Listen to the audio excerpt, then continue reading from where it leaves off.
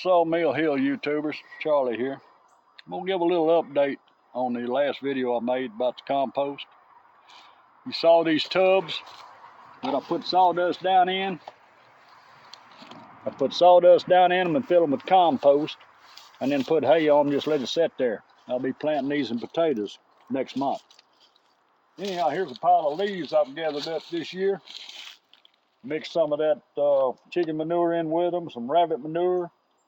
I'll keep it covered up and let that break down for this fall, and it'll be ready to use. Over here, showing my compost from start to finish. This is what the compost starts out like. It's just hay. You come out of the chicken house with chicken manure all over it. That's maybe 2 or 3 weeks old. Over here's a pile that's about 6 to 8 weeks old. It goes from the first pile to this pile, and you can see after about 8 weeks, there's the potting soil in it returns to. All right, it goes from that. I'll sift through it with the screen and get all the big stuff out of it. And this is what's left. Nothing but pure potting soil, good enough to start your seed mix without having to buy any potting mix, seed mix, Miracle-Gro, anything. This stuff does it all right here. You can see where I scraped the ground clean, cleaning this stuff up. That's nothing but old red clay right there is all it is. All the rest of this stuff is hay and chicken manure that's broke down through time. So walk over here and I'll show you some stuff I've got planted in this stuff. These cabbages right here, they're planted in the same kind of stuff. They got mulch in there, but you can see down in here how rich the soil is that the cabbage is planted in.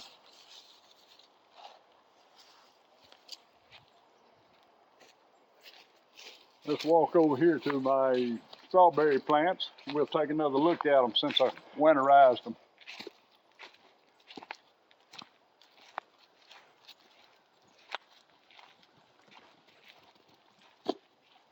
Over to your left right there, you'll see my composters.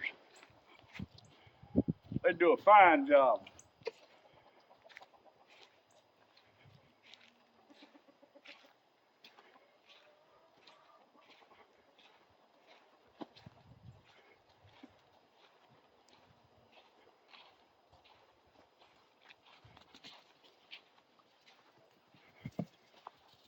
All right, this is the strawberry bed I showed you a couple of weeks ago before I winterized them.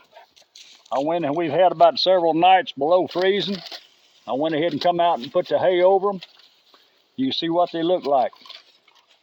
Now, without this mulch on them, that potting soil like you just saw, when it freezes on it, it gets hard as concrete from all the air and the moisture hitting it. Once you put hay on there, that's an insulator.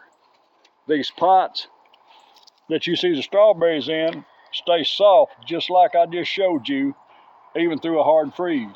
And that's why the strawberry plants look like they do, instead of getting frostbitten and burned.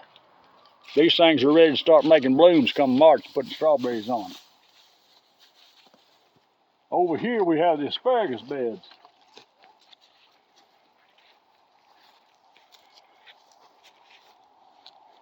Even on my asparagus beds, I've got mulch on there. Now these have wood chips. Doesn't matter what it is, wood chips, leaves, sawdust. There's the same potting soil that I showed you a while ago. That mulch keeps them from freezing. Now here's what happens when one gets exposed to the freeze. There's an asparagus spear that came up about a week ago. The freeze got it. Here's another one over here that come up a few days ago.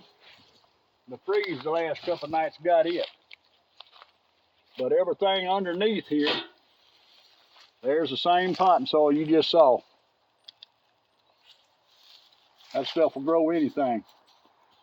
All these ferns right here, I've been cutting them back as they died all year long, because if I had waited till now, I'd have had a jungle on my hands.